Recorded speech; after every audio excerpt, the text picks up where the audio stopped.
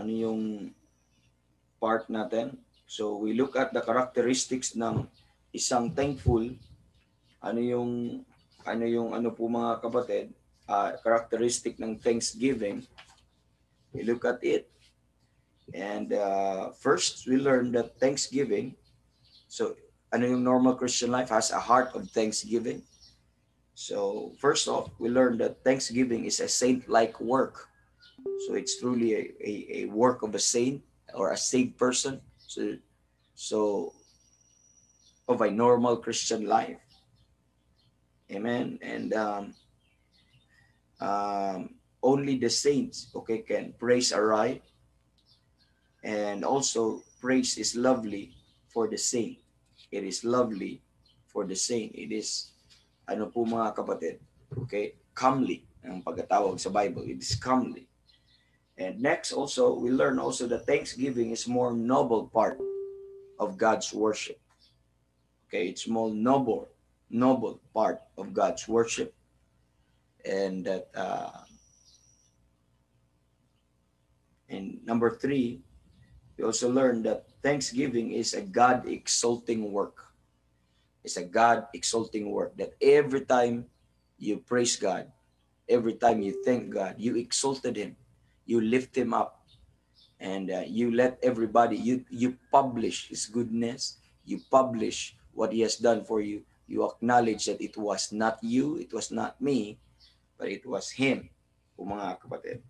Now, puntahan po natin yung pang-apat ngayong umaga po mga kapatid na dapat nating makita is thanksgiving is a more distinguishing work. Okay?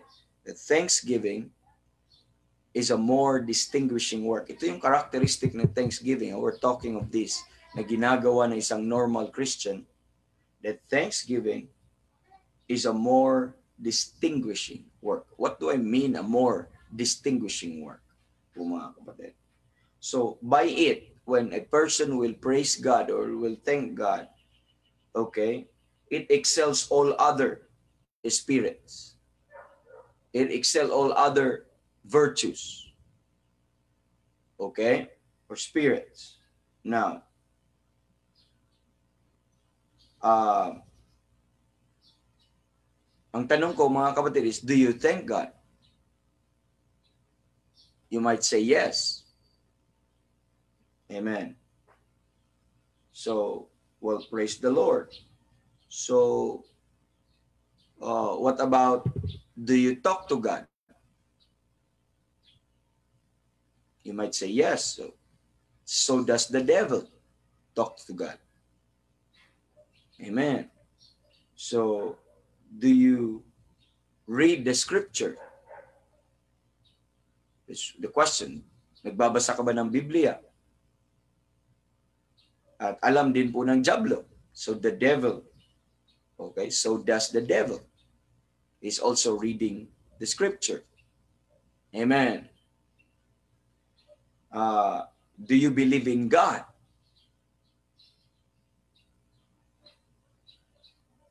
That's a question. The answer is also, so does the devil, and he even trembles. So these are things, mga kapatid, that the devil can do. And what makes you different than the devil? Because he talks to God, he reads the word of God, and he also, mga kapatid, believe in God, and they even tremble. So what makes you different?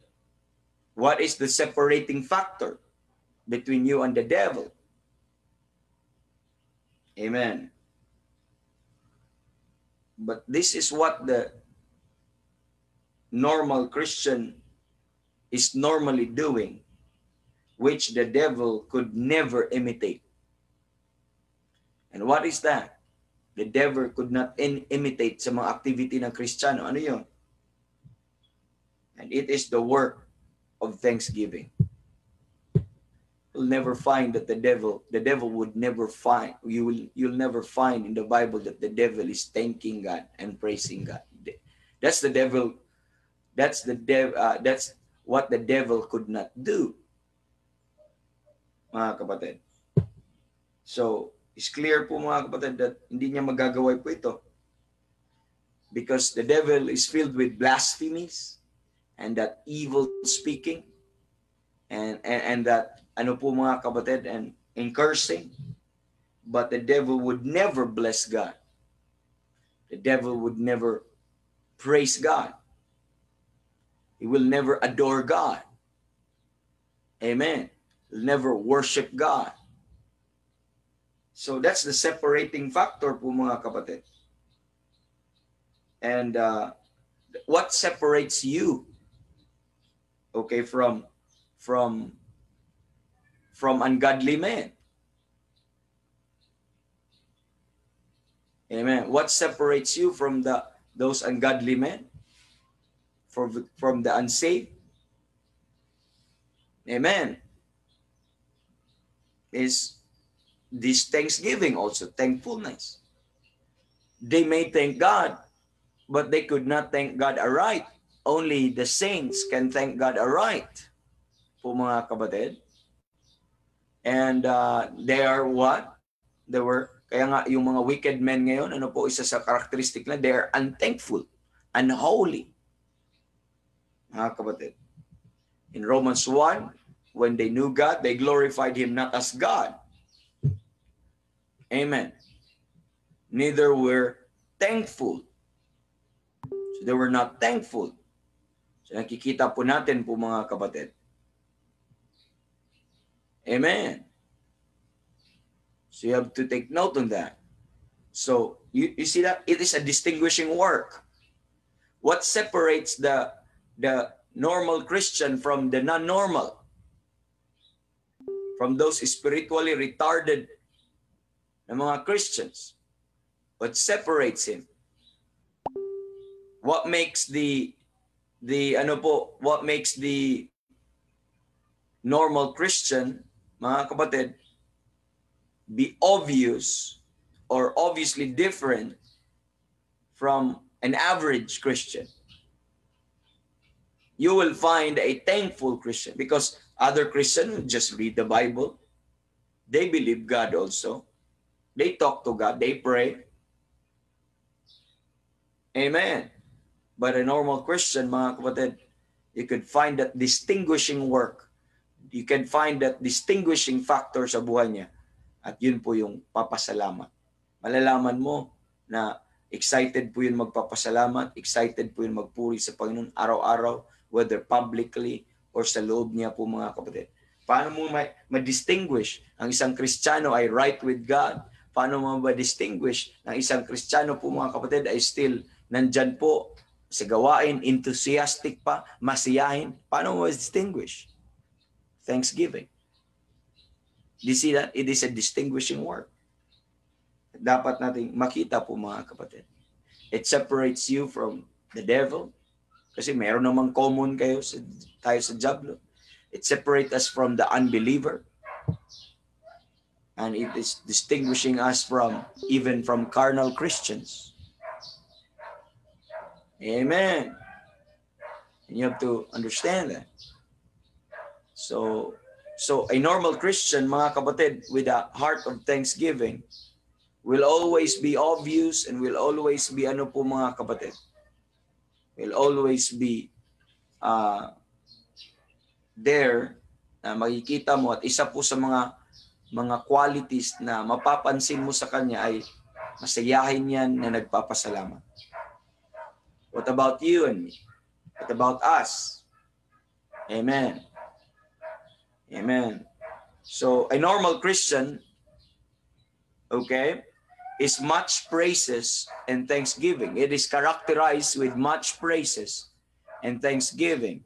It is spotted with much praises and thanksgiving. It is distinguished with much praises and thanksgiving. How do you distinguish? That lips is filled with praises and thanksgiving, not cursing, not gossip, not slandering. Amen. But praises and thanksgiving. That's what distinguishes a normal Christian from a spiritual, retarded, or carnal Christian. Mga kapatid. Amen. He is a God exalter. Amen. He is a God exalter. And the saints are the temple of the Holy Ghost. We know that we are temple of the Holy Ghost in 1 Corinthians chapter 3 verse 16. And where should God's praises be ano po mga kapatid, be sounded? It is in this life, it is in this body. It should be sounded with us, in us. Why? Because a temple is a place of worship, a place of praise, a place of prayer, a place of sacrifice. And we are not talking now of a temple, amen, made by bricks and made by ano po mga kapatid? My hands. But we're talking of a temple of God, which is the believer's body now.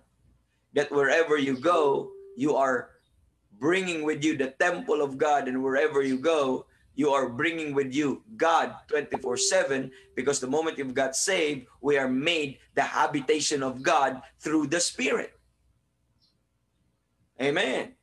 So it is just right, it is just normal that wherever you go, and you will be observable, that there are sacrifices of things and sacrifice of praises are given in that holy temple, po mga kapatid.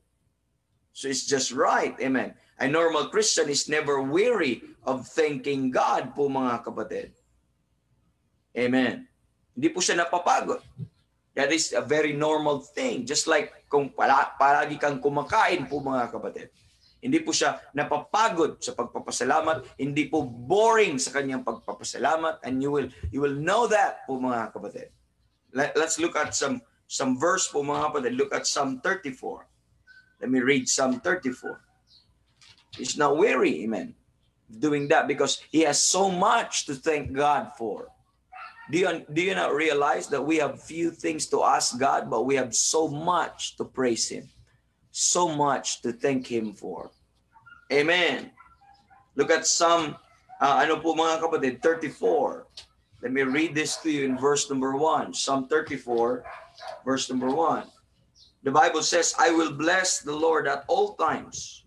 His praise shall continually be in my mouth. Do you see that? You find a godly man here in the Bible, and where it tells you that he blessed the Lord at all times, and his praise shall continually be in my mouth. So he will never, amen, run out of thanksgiving, and he will never be weary in thanksgiving. And that praise of God, that thanksgiving, amen, will always be continually, amen, in that mouth of the saints. He continually praising God as long as God lendeth him breath. As long as God has provided him that opportunity every day, and he will not fail to praise him and to thank him. Amen. We've seen some saints and Christians this morning na I thank God. Lalo na sabi ni Mama Rory kanina po mga kapatid, let me read. That's exactly what we're saying po mga kapatid. And sabi niya, beautiful morning. Sabi niya, I thank the Lord. And sabi niya dito po mga kapatid, praising the Lord for waking me up this morning, and thank God for a new day to praise the Lord. How could we stop if every morning we continually acknowledge, amen, that it was him sustain us. It was him who wake us up. If we have that thought every day, you see that? You could not stop, amen, praising the Lord. Amen. And mga kapatid, as long as may hininga tayo, meron pa tayong opportunity na magpasalamat. Let me read Psalm 146. The Bible says in Psalm 146 po mga kapatid, at sinabi po dito sa verse number, sa verse number 2. Let me read muna sa verse 1. Praise ye the Lord. Dito sa verse, praise ye the Lord, O my soul. Amen. Praise the Lord, O my soul. Ano sabi sa verse 2? While I live, will I praise the Lord. I will sing praises unto my God while I have my being. As the Lord will lend you breath. Amen. As long as he allowed you to live, let this be our attitude and our character, that while I live, I will praise the Lord. Amen. I will sing praises unto my God while I have, amen, any being. Isn't it wonderful, mga activity of a Christian? You see, truly, it is distinguishing in factor po mga kapatid na makikita po natin dyan. Malinaw po yan, no? Na dapat na mapansin po natin po mga kapatid. That's what separate us from the devil. Separate us from the unbelievers. And that's what separate a normal Christian, amen, from carnal Christians, mga kapatid. So a normal Christian, amen, expresses his thankfulness in everyday duty. He expresses his thankfulness in every duty. Amen. He mingles thanksgiving with prayer. By the way, kahit anong duty po yun mga kapatid or pinapagawa ng Panginoon sa kanya, nagpapasalamat, and every time he pray, amen, he mingles it with thanksgiving.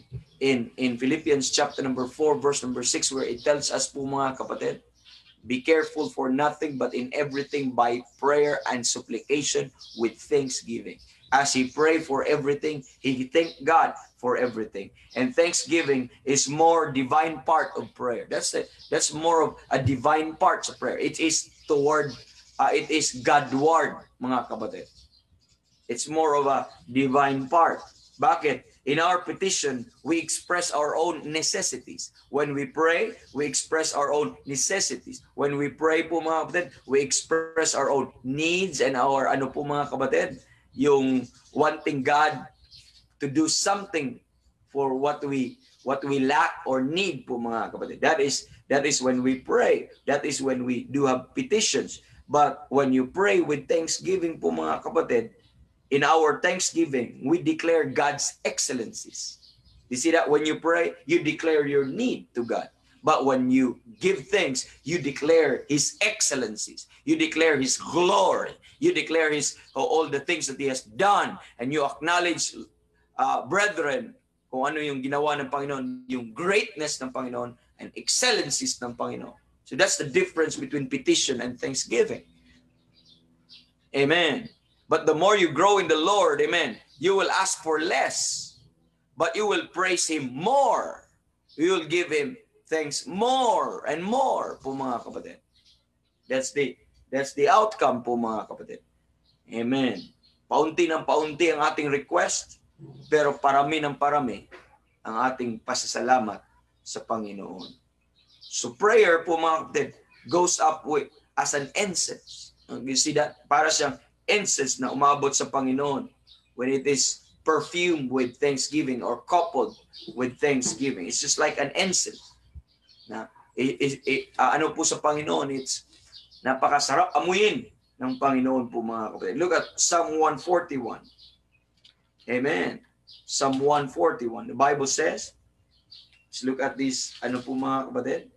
In verse number 1, sabi niya, Lord, I cry unto thee, and make haste unto me. Give ear unto my voice when I cry unto thee. So do you see that? That's the petition. You are crying to God, and you are telling Him your need. But look at thanksgiving. Let my prayer be set forth before thee as incense, and the lifting up of my hands as the evening sacrifice. When it is coupled with thanksgiving, hindi lang cry ng need po mga kapatid, but as you ask some petition, as well as you are praising God po mga kapatid, it would be what? It would be an incense. Amen. It would be an incense na maamoy po ng Panginoon. It would be a sweet, sweet, amen, sound sa kanya pong ears. Amen. It would be a sweet, sweet sound sa mga tenga po ng Panginoon. So, and as a normal Christian expresses his thankfulness every day, as you express your thanksgiving every day, he does, amen, he do it not just sa araw-araw, he do it not just, ano po mga kapatid, sa mga good times, but he do it in every condition. He do it in every state, whether he abound, whether he suffered needs, he will do it. Amen. Whether he's joyful or whether he is grieving of something, and that thanksgiving is in every condition. Amen. In every condition. Hindi po yun, ano po mga kapatid, na on and off. But that is in every condition. That the normal Christian will be thankful even also in adversity as well as in prosperity. He is thankful in joys as well as in tears. It doesn't matter what state po mga kapatid. That's a real thankful person. Amen. And that's why the Bible says, in everything give thanks, for this is the will of God.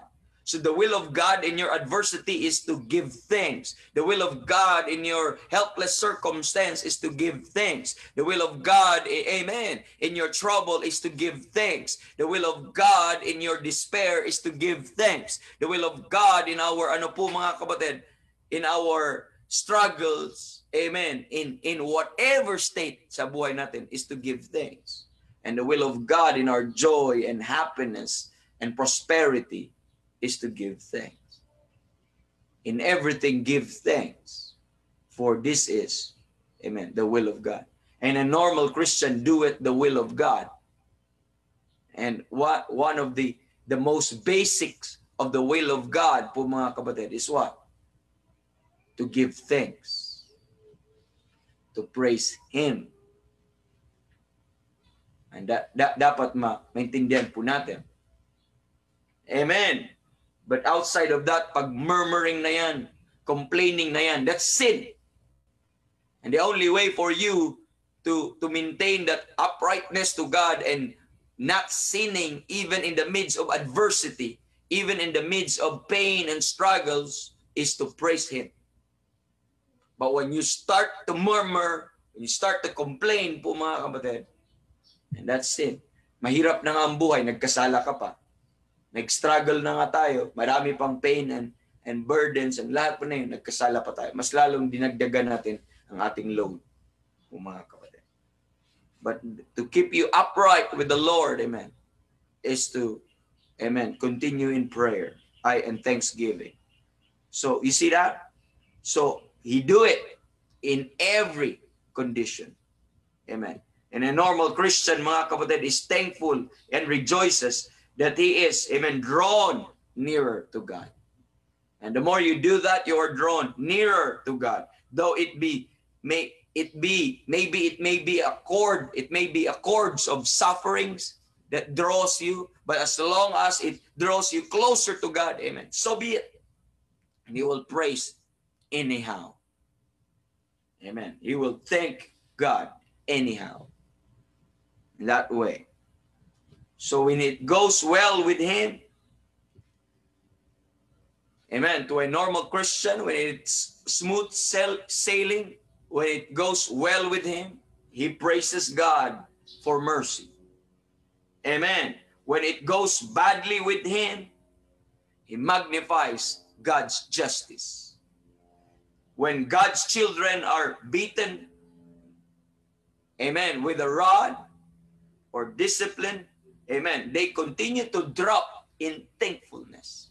They continue to bow down in thankfulness. Just like Job, when he experienced that circumstance in his life, I could not even, ano po mga kapatid, I could not even tell kung ano magiging reaction or assured kung paano. But Job did when he lost his substance, when he lost his children, when he lost his family, including his wife and his wealth and his health, in everything. Amen. He dropped down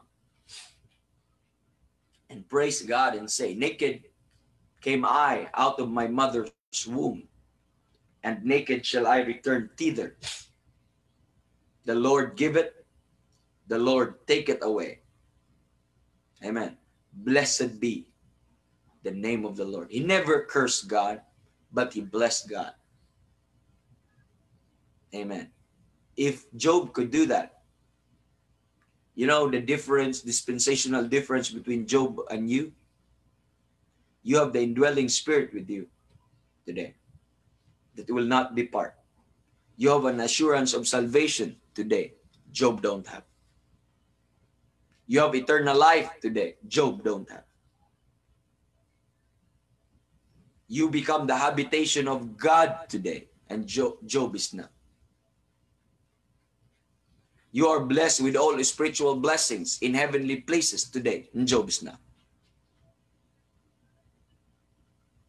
Are you listening? You are justified, sanctified today, and Job is not. You are justified freely by His grace through the redemption that is in Christ Jesus. Job is not. What I'm saying is this. You and me are in a far better state, that whether we suffer need or we suffer in that circumstance, that will never change. That would never be forfeited. That could never be taken from you. So if Job, amen, if Job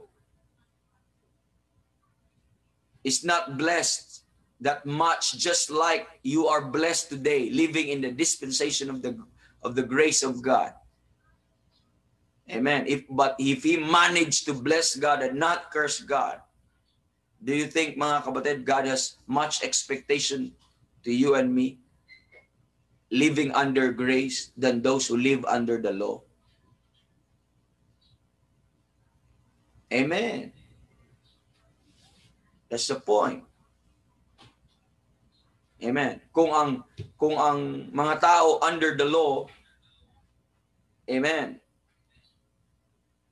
have given their tenth for the Lord, their tithes for the Lord, would the Christians who live in this dispensation of the grace of God would do less? I don't think so. Amen. If Job, amen, have worshiped God and blessed God in spite of the taking away of all these things, would the Christians who live in this dispensation of the grace of God, who are blessed with all things, and blessed with salvation, blessed with everything, would do less? No, I don't think so. There is something po, mga kapatid, we need to consider. Amen. But to a truly, amen, saved and genuine, normal Christian po, mga kapatid, his tears would not drown him. Amen. Even if all of his life, amen, is filled with tears, he will not be drowned with his own tears. Amen. But he will rise above it and start to praise Him and thank Him. Mga kapatid, you can assess your life. How do you respond sa mga bagay-bagay po, mga kapatid? And you can tell yourself. You can know it by yourself. And mga kapatid, see, we see here these things, these spiritual men, these godly men in the Bible, that they've been thanking God. They've been praising God. And that was their distinguishing work. You will distinguish it. Kahit may problema yan, you could spot that. A distinguishing work. How do they respond when there's problem? You could distinguish a normal Christian because he will still praise and thank Him anyhow. How do you distinguish him? When they are blessed with substance, they will thank. How do you distinguish him?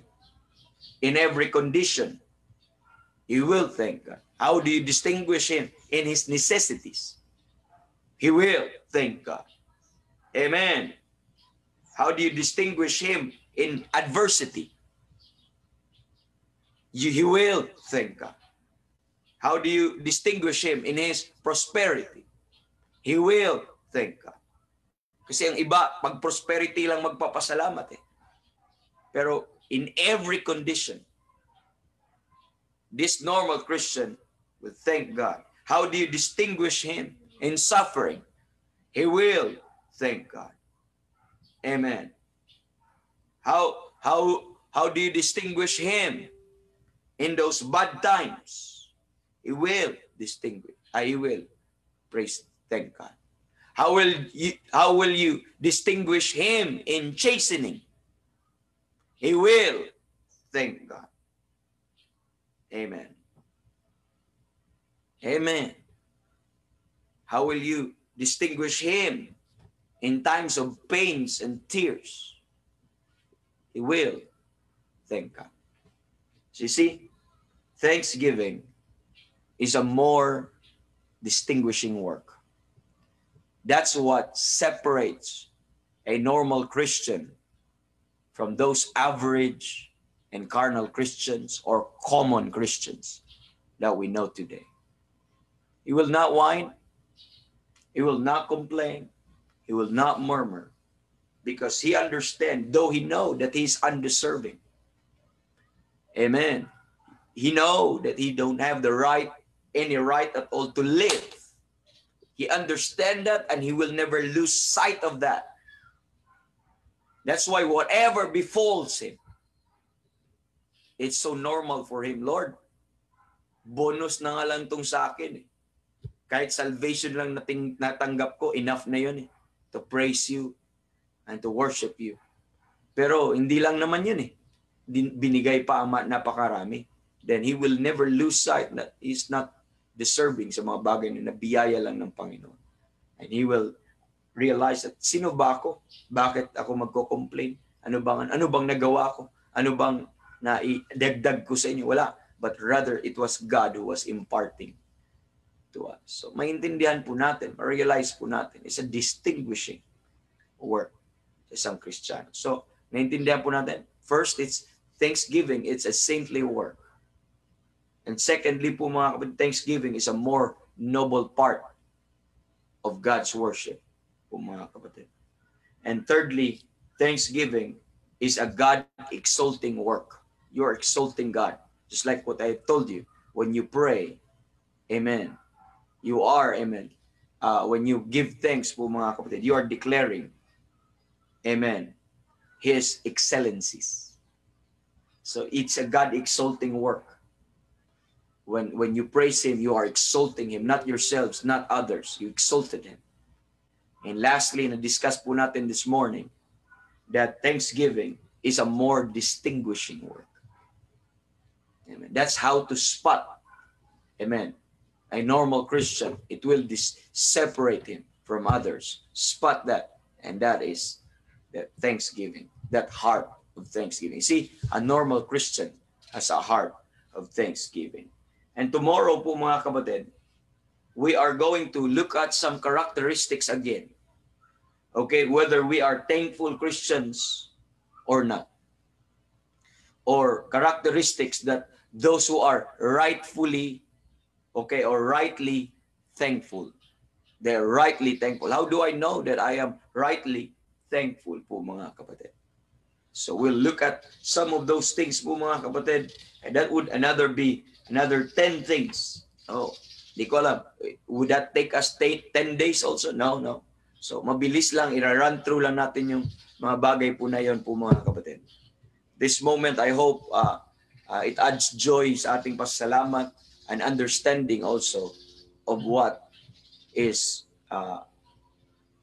anong ibig sabihin ng Kristiyano na may heart of thanksgiving. Okay? So, glory to God sa umagang ito na binigay niya po sa atin. So, we still have time to pray po mga kapatid. And tayo po ay manalangin at purihin po natin ng Panginoon sa kabutihan na ginawa po niya sa atin. So, let's go to the Lord in prayer now. Thank you, dear Lord, sa inyong ginawa sa buhay po namin. Salamat po sa inyong mensahe ngayong umaga na naipangaral, na-declare. Although, Lord, sometimes yung aking body is very weary sa mga sandaling ito. But nagbibigay ka pa rin ng grace na na-declare ang inyong salita, may paabot sa inyong mga tao. Patuloy niyo ako i-sustain, Lord, na makatayo pa for the next 2 hours mamaya. And sana ang inyong grace pa rin ang mag-protect sa amin, ganun din ang sa bawat isa sa amin yan. Salamat sa mensahe, reminder once again, sa mga characteristics na ito. Lord, sana ma-spot kami, ma-distinguish kami, makilala kami, Lord, na iba, but in a good way, Lord, na due sa characteristics ng thanksgiving or life of thanksgiving na aming demonstrate, pinapakita. Sana ipamuhay, ito sana yung isa sa mga distinguishing work sa aming buhay. Hindi lang ang aming damit, hindi lang ang aming Lord, hindi lang ang aming walk, but also that includes sana isa sa mga distinguishing work or testimonies namin, Lord, ay sana yung mapapasalamat. Sana ma-bless ang mga tao while they observe us, give praise to you, and thank you, Lord, sa mga bagay na ito. Now we come to our prayers ngayong umaga, Lord, lalong-lalo na sa daily broadcast namin. And salamat sa pagtulong niyo sa amin sa broadcast ngayong umaga. And ganun din, Lord, sa the whole day. Ikaw patuloy magligtas ng mga kaluluwa. Ikaw patuloy, Lord, ang paabot sa mga truths na ito sa mga kapatiran at ma-further pa at ma-establish po sila at ma-edify sa mga totohanan. Gamitin niyo ang mga ministers niyo, ang mga kakandak ng mga programs today at ganoon din ang mga hosts. Salamat sa availability. And ganoon din ang aming mga devices, internet connection. Sana, Lord, ay magpatuloy ganoon din sa aming mga brethren na makikinig. Patuloy namin pinagpipray si Pastor Ben at sa kanyang family, sa instrumentality niyo at patuloy sa kanya at patuloy pagbibigay, mag-grace ka sa kanya ng strength na sa inner man at strength ng Panginoon ninyo, Lord, na ma-made perfect sa kanyang buhay.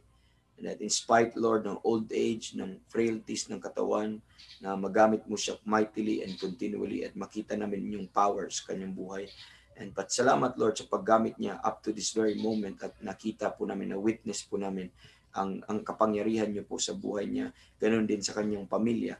Kita din po namin, patuloy kang mag-bless kay Sister Luisa din as she served the Lord, she served you, Lord, with Pastor Ben, and continue to make them a blessing always.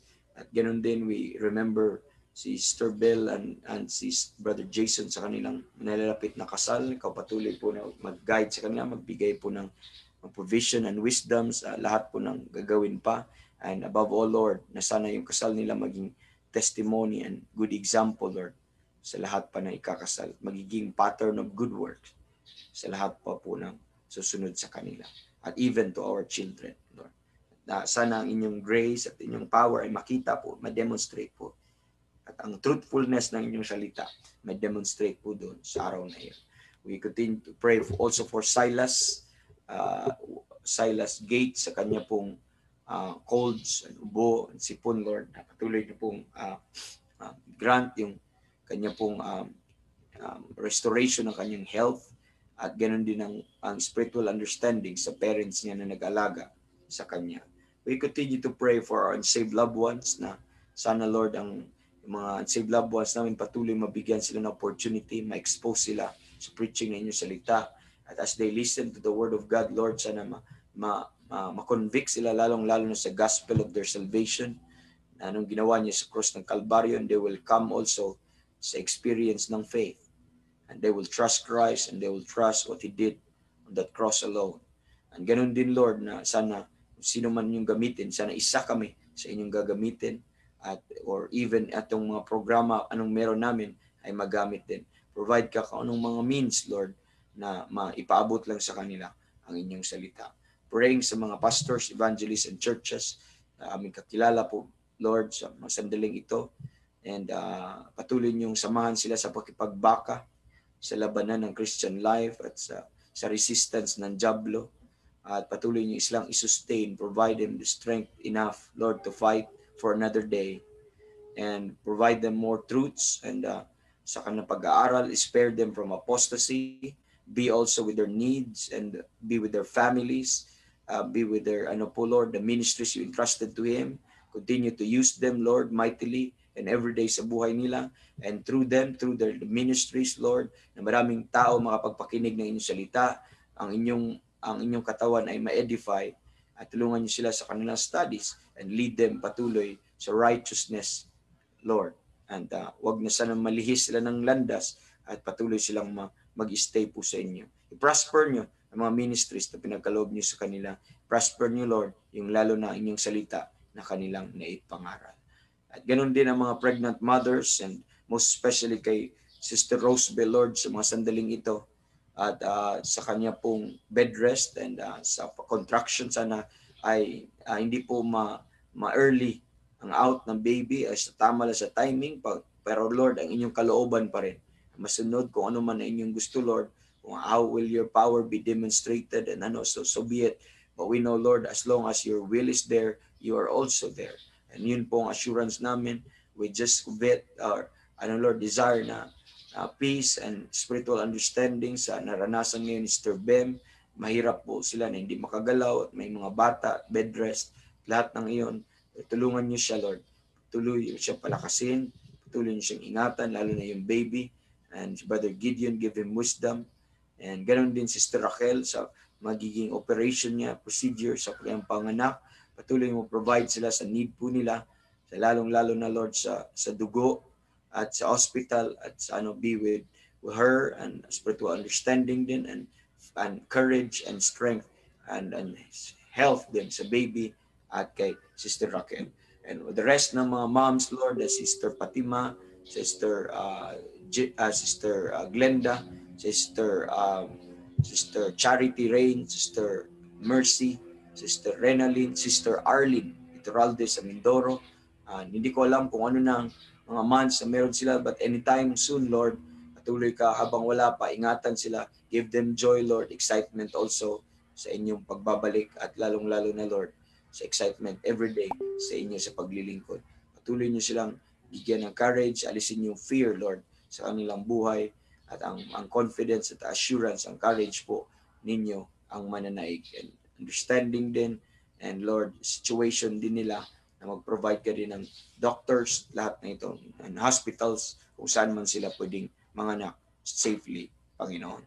Ganon din, pinagpatuloy namin pinagpipray si Pastor Anton, not only para sa kanyang wife, but even sa mga churches na kanyang hinandle, sa mga lalong si Living Word of God sa Mindoro at sa Berean Baptist Church. Patuloy niyo po siyang ingatan, kung anumang mga decisions niya ginagawa, Lord, at kung anong nangyayari, or sa mga saints doon, patuloy kang mag-prosper sa bawat pamilya na nandun sa both churches na yun, and wisdom kay Pastor Anton sa pag-handle po ng pag-oversee po ng dalawang gawain po na ito. Ganon din po, Lord, ang mga online ministries na ginagawa niya ngayon, tuloy siyang gamitin sa marami pang kaluluwa, sa mga pastoral na magiging helper po sa faith ng iba. At yan din sa mga churches of Light Faith na meron pong mga ministries na gano'n. And Lord, patuloy namin pag-pray si Pastor Hurley din doon po sa church sa KJB Gospel Light Baptist Church sa doon po sa Cagayan. And patuloy na comfort sa nangyari po doon. We're sad na nakita, pero alam ko, Lord, ang inyong kapangyarihan, ang comfort ay nanahan pa rin sa kanila.